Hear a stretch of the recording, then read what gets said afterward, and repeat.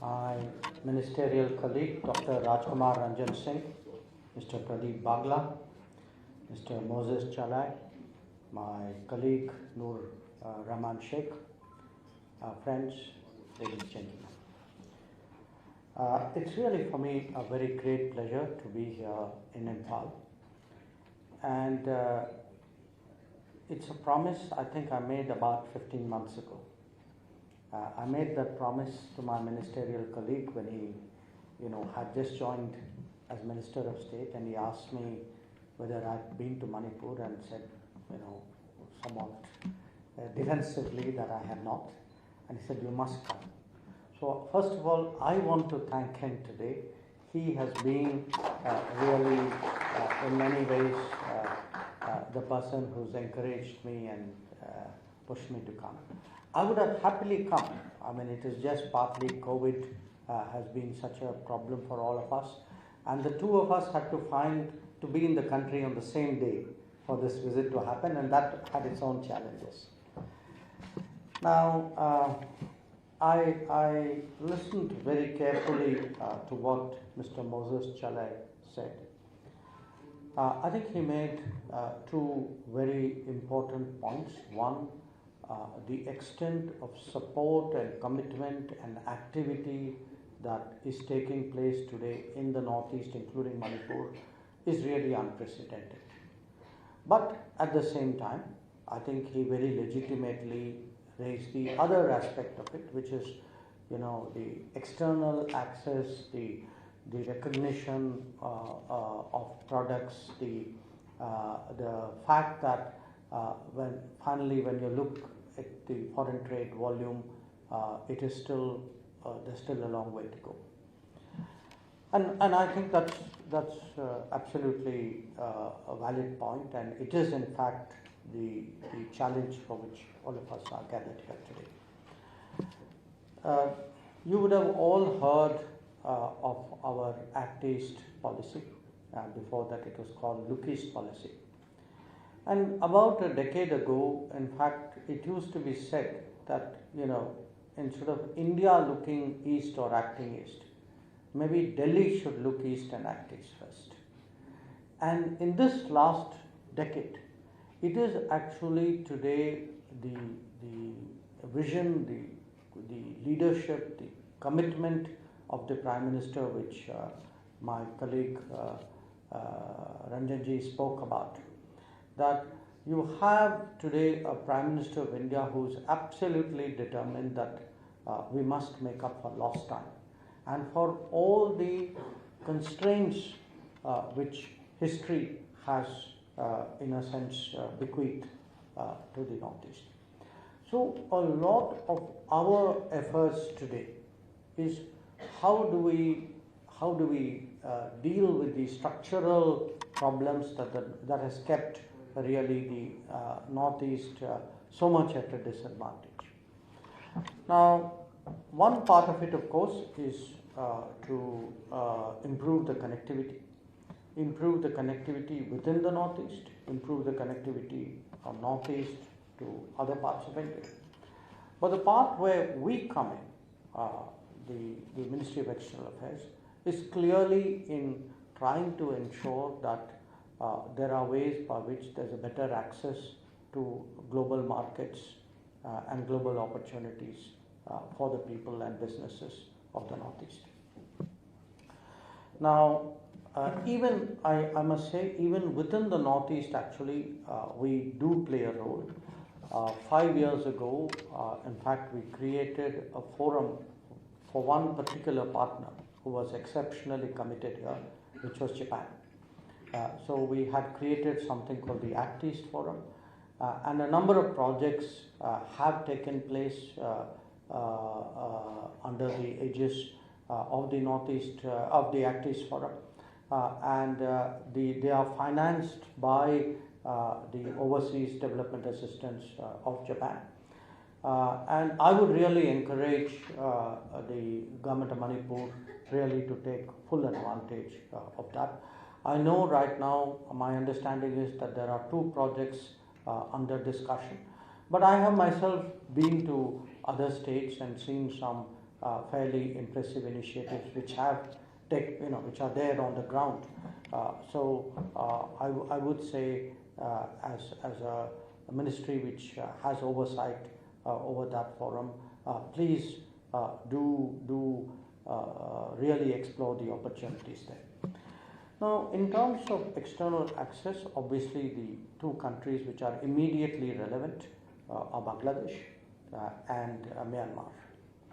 And with both of them, we are trying in different ways to improve connectivity and to improve business, including creating opportunities on the border, border hearts for border located businesses to happen.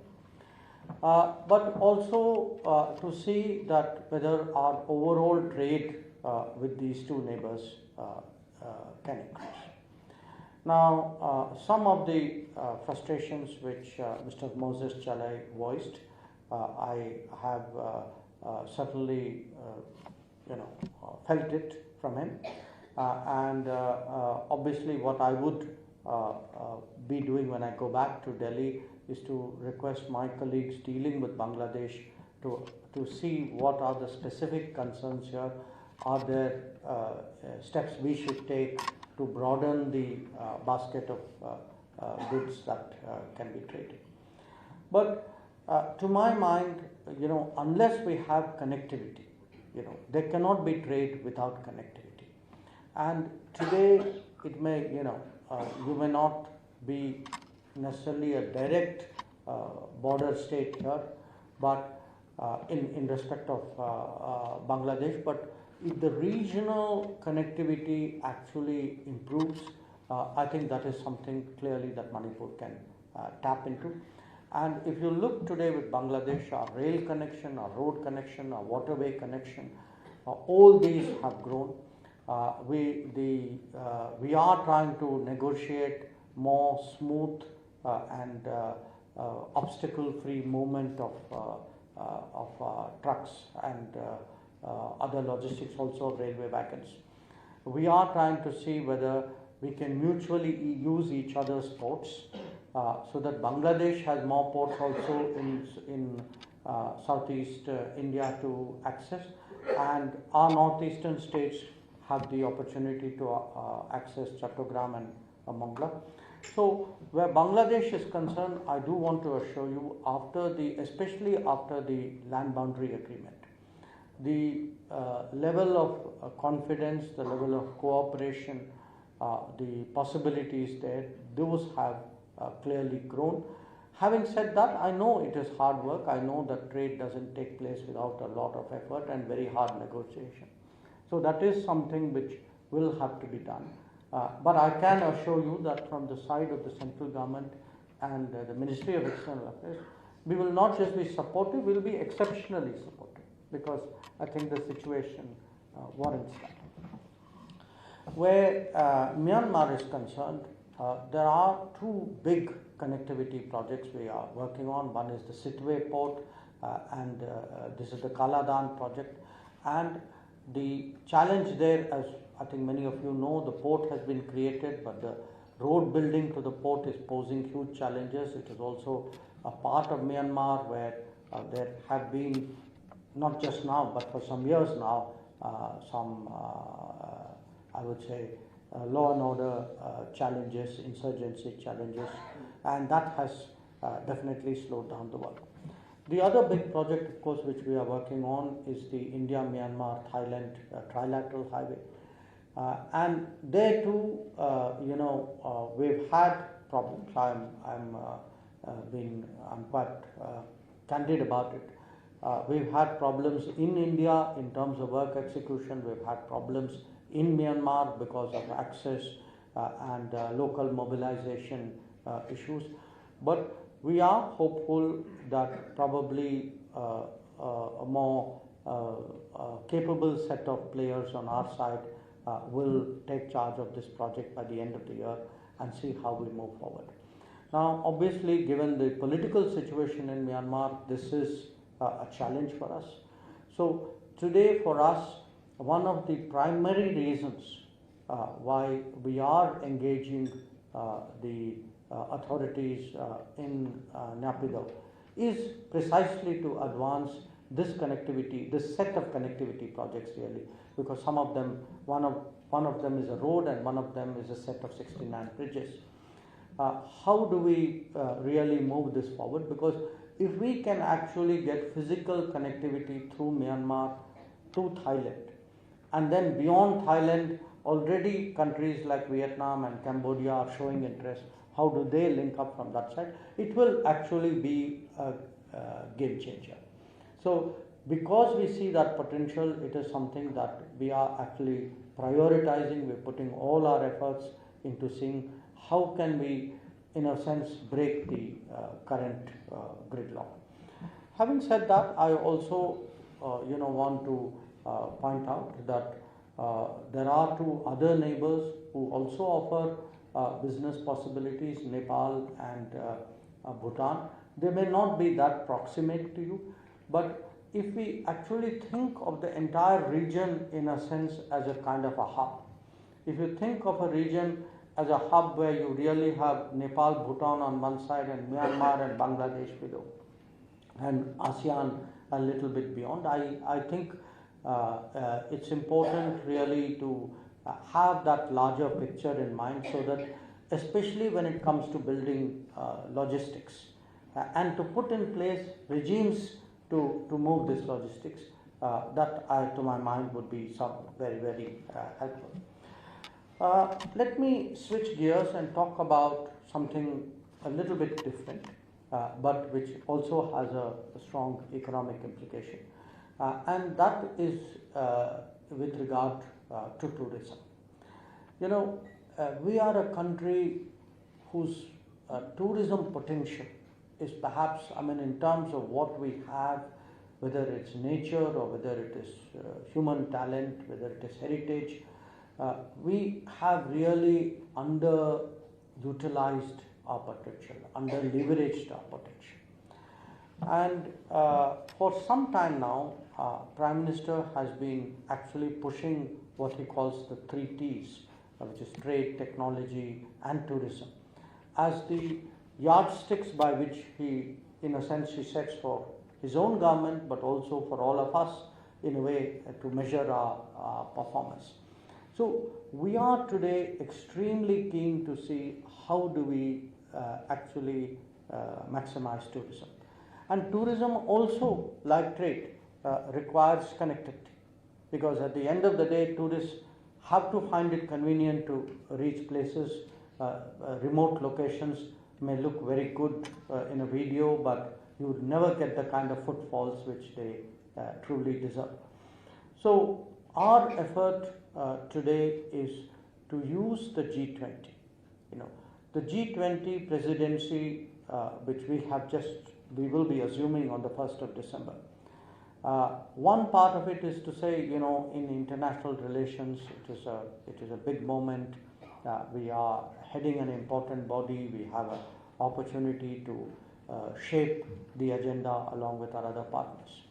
But the other side of it is, if we actually, in a sense, depart from the traditional way of doing, these presidencies and summits, which is normally they happen in the capital of a country.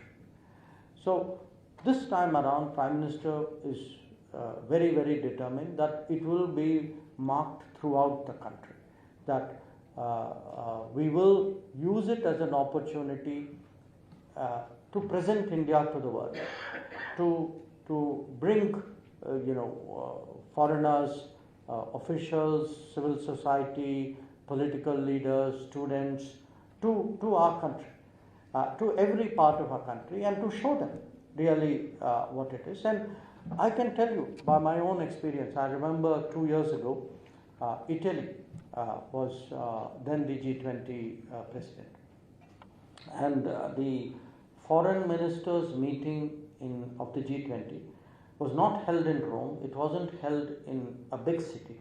It was actually held in a tourist place. I had to Google it to find out where it was. I had not. I'm a very well-traveled person, Uh, of course, later on I discovered it was also the location where James Bond, the last movie, was shot. And I happened to even stay in the same hotel where James Bond was staying before me. But the point at issue was they actually took remote locations and organized events there, so that actually got people going there. And after I went there, I can tell you for a few months I spoke about nothing else to my colleagues. I went and told them, we all go to Rome, but nobody ever goes to these places. This is like I would say southeastern Italy, and that's not a particularly frequented place. My own personal experience is really how opportunities like G20 can be used to promote tourism. Now, related to that is, of course, this big push we are making for one district, one product.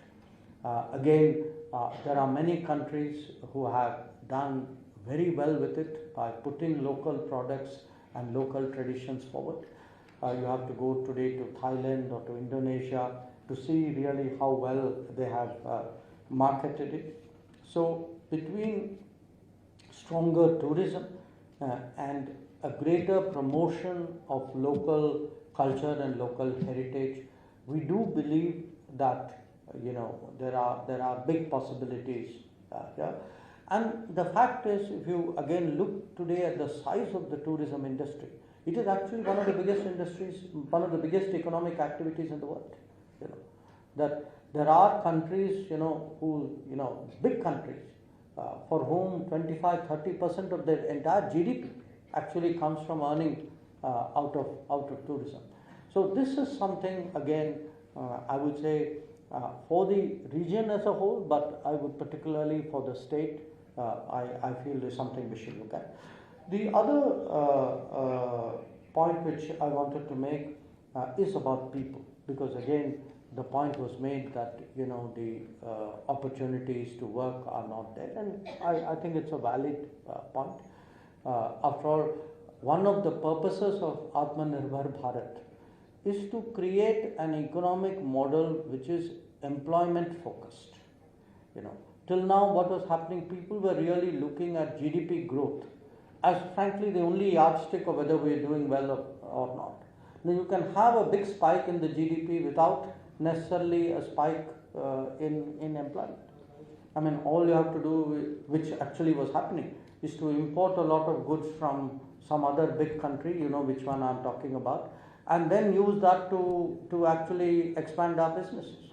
Whereas what we had not done was really to build our own supply chains, to build our own MSMEs, so that, and that's a hard way of doing business, but it is still one today that we need to do. I think from the COVID era, we know COVID era and even the Ukraine conflict era, we know today we cannot be excessively dependent, excessively exposed to the rest of the world. Anytime, it could be a conflict, it could be a pandemic, it could be a climate event. There will be risks to our economy if we are really overly exposed to foreign dependencies. So I want to present to you a picture really where this is changing. And when I speak about addressing the employment problem, one of course is the hard way of creating more businesses in India. But there is also the other side, which is we should think of the world today not only as a marketplace, we should think of the world as a workplace. I have met young people from this state, not just in other parts of India, but in other parts of the world. So when I go to the Gulf, for example, very often people come up to me and tell them I'm from this state or that state, and I've encountered people from Manipur in my travels. So we are today also trying to access the global workplace. We had concluded a set of agreements. Unfortunately, the COVID came in the way with Japan for what were called specialized, special skill workers in a way, in 22 professions. We certainly hope this will pick up because we have to teach them Japanese before we send them out. Those systems are now coming in place. I think the first lot of people have already gone to Japan. But with a number of other countries, we are concluding what we call migration and mobility partnership agreements. We have done this with UK, we have done this with France, we are very, very close to doing it with Germany, with Portugal. So we do want, I was in Australia, New Zealand, exploring with them whether it is possible. Because in the world, where there is demand is not necessarily the place where there is young demographics. So there is a misalignment there, and that misalignment is our opportunity. And I'm sure that the youth of our country, especially those who are comfortable and global in their thinking, they are well poised to exploit this opportunity. So these were some of my thoughts which I wanted to share with you. I very much, of course, value the opportunity to be here, to see things for myself, meet people. But what I do want to assure all of you is that for us, this is a border state. It is a state where the Ministry of External Affairs will take continuous and strong interest. We do understand there are, there will be challenges. There will be challenges, as I said, which are historically inherited. There are also challenges sometimes which come out of a situation across the border. But in all of this, my ministry is very, very committed to supporting the economic growth of the entire Northeast region, including the state of Manipur. Once again, really thank you all for coming here today. And I think if there's time, if there's questions, I'd be very happy to respond to any concerns you may have.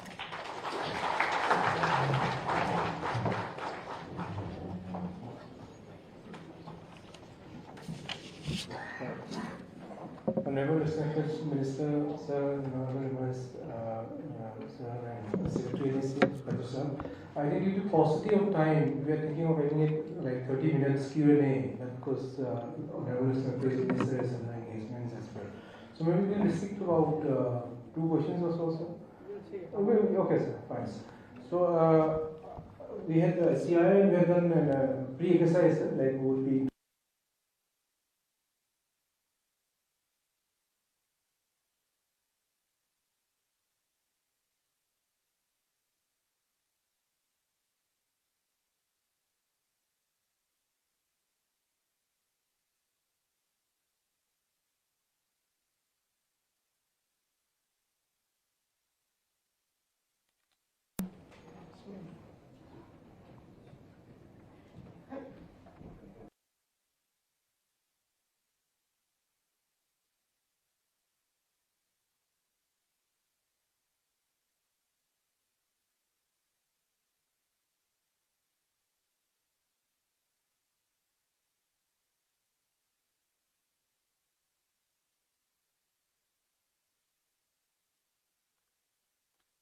Chamber of Commerce and Industry. Sir, you have already mentioned that for the economic growth of the state, we need to focus on tourism. And for promoting tourism, we need connectivity. So let me just put one question that is related with the air connectivity. We have in the Northeast India 2 airports which are designated as international airports. It includes Guwahati and Imphal airport. Other than Guwahati, which has a few flights by Druk Airways connecting Singapore and Bhutan and stop over in Guwahati as a transit. That's the only facility that we have. Now, may I request, if possible, Ministry of External Affairs jointly working with Civil Aviation Ministry to kindly help start the air connectivity by introducing international flights. And that's definitely going to help load in tourism promotion. And we expect that the tourist footfall after the introduction of these international flights will definitely increase in the Northeast region. Thank you, sir. I'll take a set of questions on this. Next, I'd like to request Dr. Palain of Caesar Hospitals. Thank you. We are excited and very motivated with your speech. I'm Dr. Palin, a plastic surgeon, and we are running a hospital, super specialty hospital, and recently we have established a medical college. My question will be related with health, tourism, and wellness tourism. India is emerging as a health tourism destination globally, and Manipur is not an exception. Manipur has 4 medical colleges and dozens of private medical colleges. And we have all the facilities for which people are traveling for medical tourism, like cancer care, heart operation, joint replacement, infertility, cosmetic surgery, dental care, and all those things we have, pain management, spine, and all those things. And coming to the medical tourism, right now we have a patient from Manipur come for renal transplantation. Patient had to go to Yangon to Calcutta, and Calcutta to Imphal. And we are going to operate next week. And recently also same travel, because the situation is because of low, the border is sealed. And that is why we would like to request a monthly Imphal connection. It is being planned by the government of Manipur. That is one request. Another thing is, a patient from Tamil had to travel to Mandalay to get the visa, because they don't have the online visa, or there is no best visa on arrival. So this is one area we would like to address, because just we can see each other, but they cannot come for this treatment or any other purpose. And third thing, we would like to suggest, as we have a lot of different institute, especially our medical college is the first medical college, private medical college in northern India. We are ready to provide medical seat, MBBS seat, to Myanmar as well.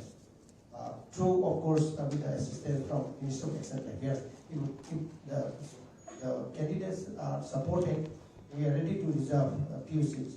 And also we have already trained surgeons and nurses from Myanmar, because we have traveled to Mongya General Hospital, operated there free of cost, 339 cleft lip and palate, keyhole surgery and cataract. There is a huge number of patients, and going to Singapore and Bangkok is 10 times costlier. And the kidney transplant we have done about 4 years back. The budget in Bangkok was 60 lakhs. We have done with 7 lakhs.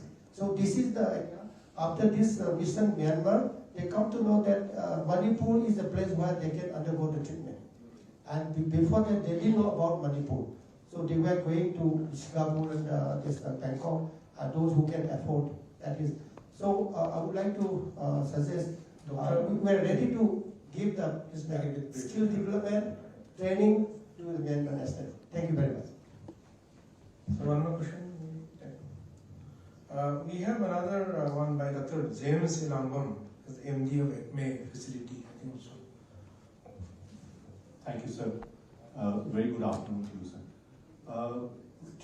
As you rightly said, and my senior colleagues have already pointed out, how to increase the footfall in the state of Manipur and the Northeast. But the actual thing which we have now is we have the inner line pumping.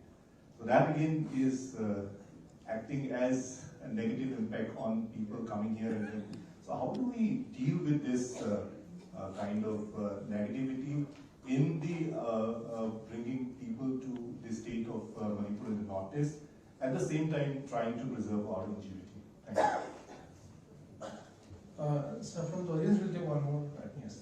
I think Registrar Central Agricultural University had a question. Dr. Mr. I'm Mohammad Singh, Registrar Center Agricultural University Imphal. Sir, so this is one of the unique university is set up by the government of India. So in the all the northeastern 7 states, hill states, so we are having our constituent colleges. Sir, actually our university is planning to have for collaboration with the Southeast Asian countries in the field of agricultural education and researches. But sir, for making the MOU with the other institutes, sir, we are facing some problems for clearance from the ministry, it is taking some more time, sir. It is taking some long time. And is it possible in the, whether it will be possible to set up a Southeast Asian knowledge hub at Imphal, so that this collaboration process can be shortened and it can be taken up, sir. Once the Vice Chancellor requested me, and we sent to our mission office about 10 universities from the Southeast Asia.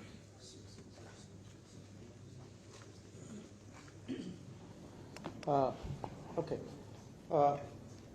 I think, in a way, each one of these examples is an indication both of the constraints and our hopes that we will overcome these constraints.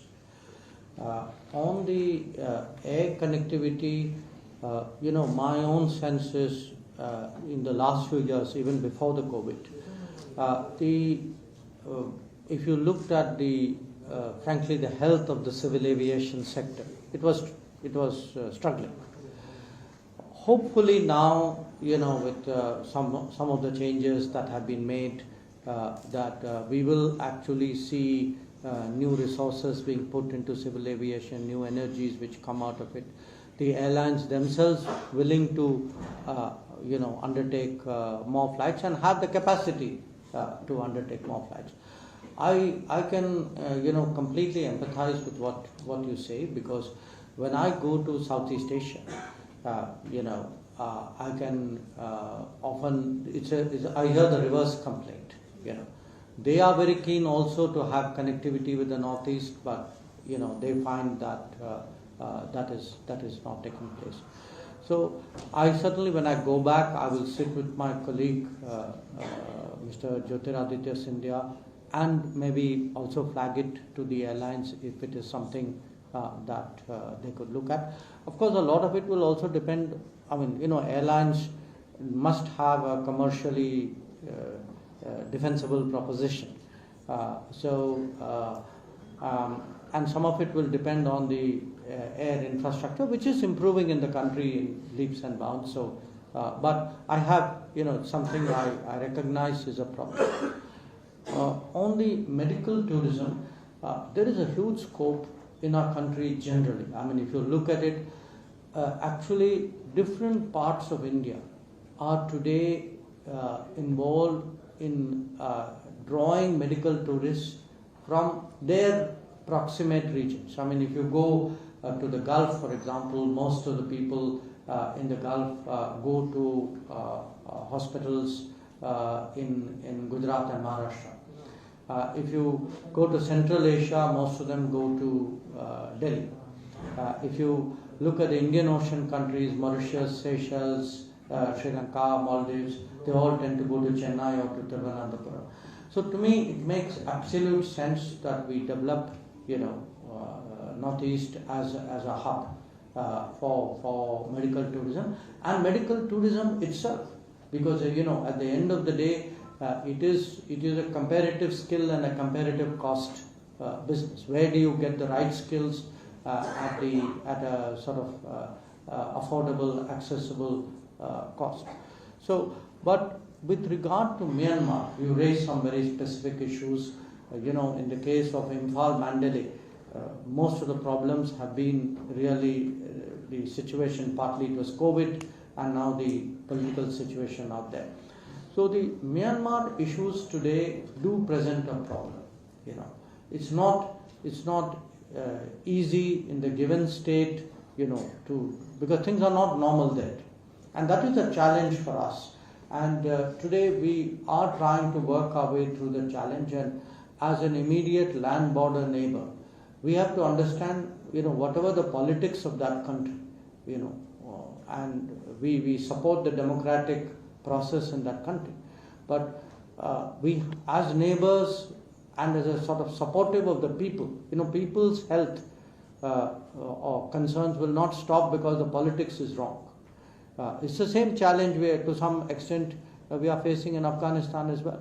That things may not be good there, but we still have to find ways of keeping the people-to-people relationship going. And in this case, it's an absolutely proximate situation.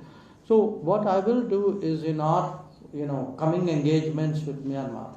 Let me explore some of this. Is there a greater willingness really to make sure that we can have activities across the border, including easier travel. The inner line permit is it's a old issue, but again I would put it this way. I do think that in our country sometimes very I would say traditions and customs need to be reviewed because time life changes. What may have been a concern 25, 30 years ago may not be that concern today. I mean, it's important in governance. I mean, one of the things which Prime Minister keeps telling us, keep looking at old laws and ask yourself, is that law still relevant today? So it's not enough to pass new laws for better governance. One part of governance is also to keep revisiting your assumptions and your policies and your legislation, and keep maybe discarding or altering this. But as I said, at the end of the day, I think the fundamental issue is the accessibility to and out of the Northeast. I mean, that is actually at the heart of the economic challenges that the region faces. On the university collaboration, Dr. Ranjan also told me that it's something that we are working on. I would certainly, I can only see merit in having a stronger linkage with southeastern universities, Southeast Asian universities. And, again, when you think of India, in many ways we are at the center of the Asian continent. We have the ability, one part of India to engage Southeast Asia, one part of it to do the Gulf, one part of it to do the Indian Ocean, one part of India to do Central Asia. And they are the geographically closer parts, the culturally more connected parts. So to me, not just academically, but in every other sense, I think there is a case for a stronger connect. We will look at this particular proposal and let me see where it is stuck and see if I can find ways of sort of getting it out.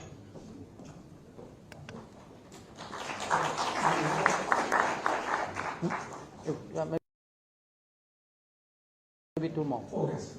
I think Vice Chancellor Manipur Technical University also wanted to.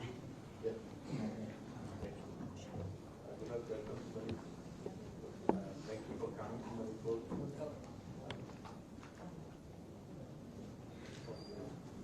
Okay, I'll speak up. Yeah.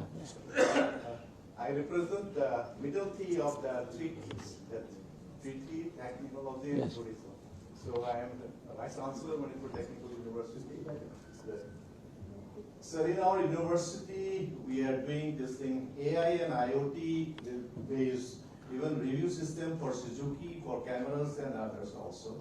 Besides that, we have the ISRO, this in projects about the Arctic and Antarctic, about the velocity of the ice and others. And we are doing also nano electronics. So can we have the collaboration or this university collaboration, this regarding with the ASEAN and the other neighboring countries regarding this review techniques or this nanotechnology? We are using it for the e-vehicles design. We are doing it for this thing, even for the photoelectric films. So vehicles, films, and so we can have about the connectivity. We can have about the road research technology, because we are also having the SRIC, the Sponsor Research and Industrial Consultancy Cell in our university. So we have the base, we have the capability, so it can be enhanced and it can be a network with the other countries. Sure. So I think the last one is from Dr. S. Nandi, Sonar Foundation. Sir, I work at the grassroots level in Mizoram and Manipur. We have been seeing opportunities over for tourism. As far as Manipur is concerned, we have a district called Kamilong, where we have a unique phenomenon of Amur falcons traveling from Siberia region over here. It's a cross-continental movement. You are aware of it. So, Mr. Rajesh Shalom is one of our trustee members. He's been trying to connect different continents on his own level. Is there something that the ministry can help to connect? Because this can be a big tourism aspect for coming along this state, which is already suffering because of non-opportunity levels. The other question is from Seha district, that's Mizoram.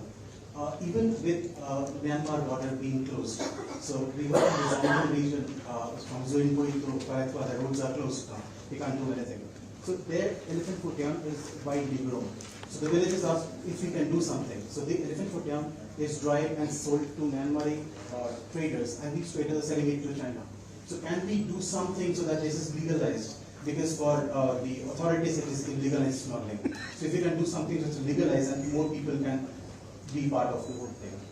Thank you, sir. The Southeast Asia question, in a sense, yours was a technical university question. The earlier question was a general university question.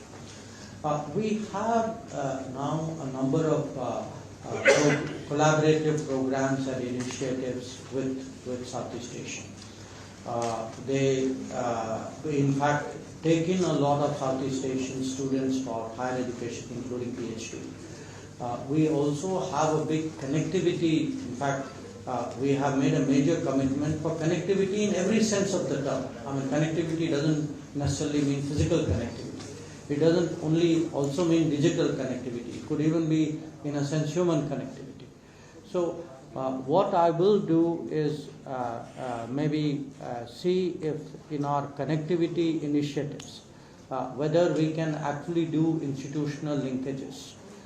Because in that part of the world, it's important to have and be seen as having support of the government. It opens up many more doors, and the collaborative parts of it get more serious. On your two questions, I mean the second one, I'll be very happy to frankly know a little bit more so that I can put somebody more knowledgeable to look at it. On your first issue in terms of the migration, it's a different comparison I'm giving you, but if you look at this, the fact that we got cheetahs recently from Namibia. Now, there was a lot of diplomacy involved in actually getting the Namibians to make that offer. Getting countries connected today on these kinds of issues, I think the idea of diplomacy itself is widening today. So, if you have some suggestion, because you clearly know the domain, I or my colleagues may not know, but if you give, and then we will go to the government department concerned. Maybe it's the people who deal with wildlife and environment and forests who would, like they were doing the cheetahs as well. And it was primarily their initiative. We came in because it had an external connotation. If it involves external partners, and ultimately does lead to nature tourism again is today so big. People go to all sorts of distances to see all sorts of things. So I would be again very open to it. Please do find a way of maybe I'll give you one of my colleagues. If you can send me something to work on both, and I'd be very happy. So with this, we have collected all the problem issues. Okay, all right. They've actually done part of the homework.